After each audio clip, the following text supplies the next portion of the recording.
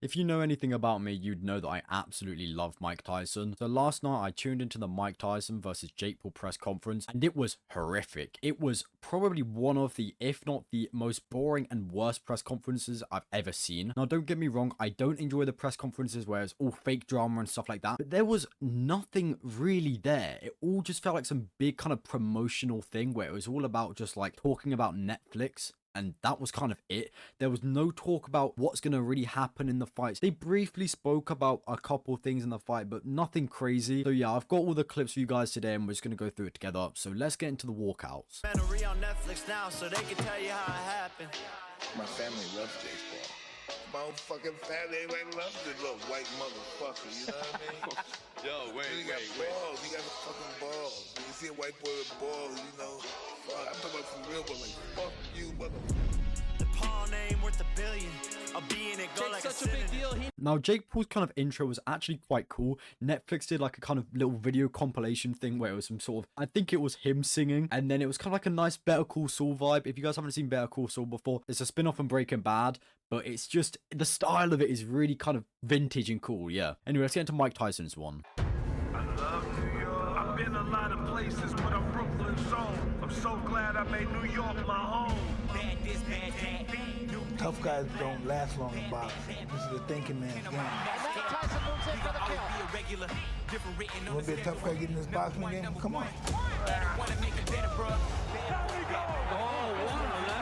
over. That's all. I want to achieve so much. I'd rather die a short life of glory than a long life of obscurity.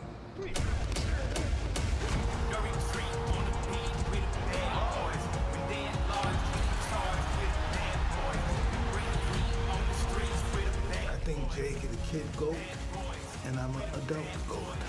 Who in this world has The fucking king of boxing. That was quite a good intro as well. So I'd say the video introductions were actually quite cool. I would have loved to see maybe some older clips from Mike Tyson, but then again, I think they want people to focus on the fact that actually, you know, the person who he is now is a very different person. And you do see that throughout the press conference as well. So yeah, let's get into the press conference. And so there has been a lot of talk about your age and the age difference between you two. Yeah. What do you say to the critics? What do you say to the detractors? What do you say to the people who are saying, quite, you know, frankly, you are too old to be fighting a guy who's 28? Well, I'm beautiful. That's all I can say. So yeah, introduction there, they're starting straight from Mike Tyson, which is definitely a good shout. And in his answers, I do want to say there is a hint of Mike Tyson there, but I just feel as if there's so much PR training behind it. This event is fucking huge, right? So they can't have Mike Tyson going on there bad mouthing Jake Paul and taking the piss a little bit and, you know, being his true kind of self. It's all very serious, and I can kind of sense that with his answers that he's given. I mean, don't get me wrong, he is a very humble person now, but there's a clip where Joe Rogan's talking about when he had him on the podcast and he could sense the kind of internal fight that Mike Tyson was going through just before he had his fight back in 2020. And the man that we saw then is very different from the guy that we're seeing up here. I just have a strong sense that there is an aspect to it where they've said, this is, you know, how you're meant to act. This is how, you know, you're meant to do these kind of things. And like his answer to saying, oh, I'm beautiful. There's a bit of Mike Tyson to it, but I would have expected a lot more from him. How hard was it to put this fight together, to get him to agree to fight you? It sounds like he was game from the jump, but how hard was it? Yeah, no, he was game. I think he's always wanted to do this. This has been a long time coming. We've been calling each other out for years, and we finally got to make it happen on Netflix, the biggest platform in the world, and things just keep on getting bigger and better. The co-main event, I mean, this is quite literally history that we're looking at right here, and Mike wanted this. Mike wanted it to be a pro fight. He wants the war, and so I respect that. I respect them for taking this fight, for stepping up to try to put an end to me.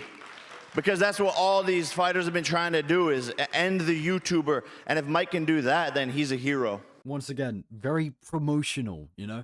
But I think a big issue as well with this kind of fight is Mike Tyson and Jake Paul are actually really good friends. So yes, when you step in the ring, you do view that person differently, but your heart will always kind of feel the same way. Like when you hit that person, you know, and let's say you crack their eye socket and there's a bit of blood, there will be an aspect to you where you feel a little bit bad. So the fact that they're stepping in the ring makes it kind of difficult for me to kind of put a pinpoint on what I expect to see from the fight. I think we will see a bit of action. I think we will see some great moments, but I'm just not sensing any tension here at all. To be honest, I feel like I'm just watching a podcast. I'm not feeling it. I'm really not. Is that the goal here? Are you trying to put an end to Jake Paul? No, I really like Jake a lot, you know, but once he's in that ring, he has to fight like his life is dependent on it, because it will be.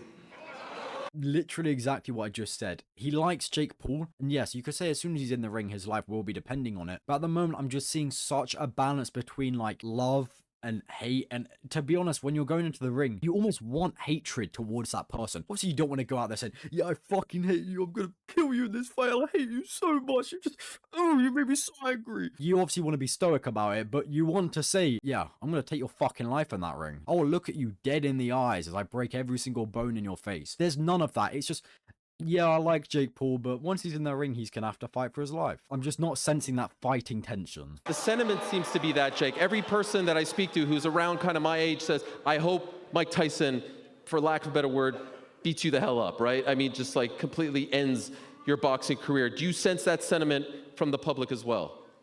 For sure, I think it's 50-50, you know? I truly believe that there's a lot of people who, you know, see me as an arrogant asshole, which I can be sometimes, but I'm just having fun and entertaining the world. And I do think that the older generation wants people to see Mike knock me out, but at the end of the day, I also have the kids, the middle schoolers, the high schoolers, the college students rooting for me and want to see me and Mike.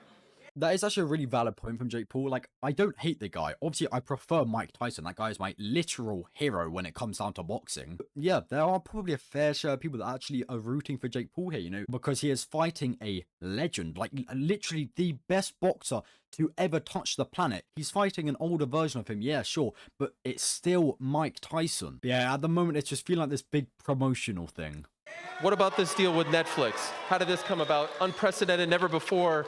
This is their first entry into the world of live combat sports. How did you and Nikisa get it done? Yeah, look, it's most valuable promotions that have been changing the game since we came into the promotional business, and we just continue to level up and do things differently. And blah, blah, blah, all promotional shit. It's boring. But yeah, to be honest, I do feel like this is just a show. Like, I feel like fighting nowadays in boxing, it's just becoming more and more of a show and less of a kind of one-on-one almost fight to the death. When you go into a fight, whether it's amateur or professional, you will sign a contract beforehand and you'll get a license saying, you know, if I die in the ring, no charges will be pressed against a person. You can die in the ring legally. I mean, let's say, for example, Mike Tyson hit a horrific shot on Jake Paul's temple and Jake Paul just fell to the ground and died. There wouldn't be any consequences at all. There's no fear of any of them dying in that ring at all. It just all seems to be some kind of controlled show. I don't want to say that it's scripted, but when the fight happens, then I'll truly be able to determine whether it's scripted or not. Anyway, yeah, that's about it with the press conference. I didn't really enjoy it, to be honest. I think it was just a little bit of a snooze fest. Nothing crazy really happened. I didn't get that sense of intensity from the fights at all. I really don't even feel like the fights were spoken about with that much passion. And yeah, it just seems like a big money event. My expectations for the fight now are fucking down here. Like, I'm actually below my desk. You guys just can't even see it. Like, I'm really not expecting much from it. But yeah, that's about it. See ya.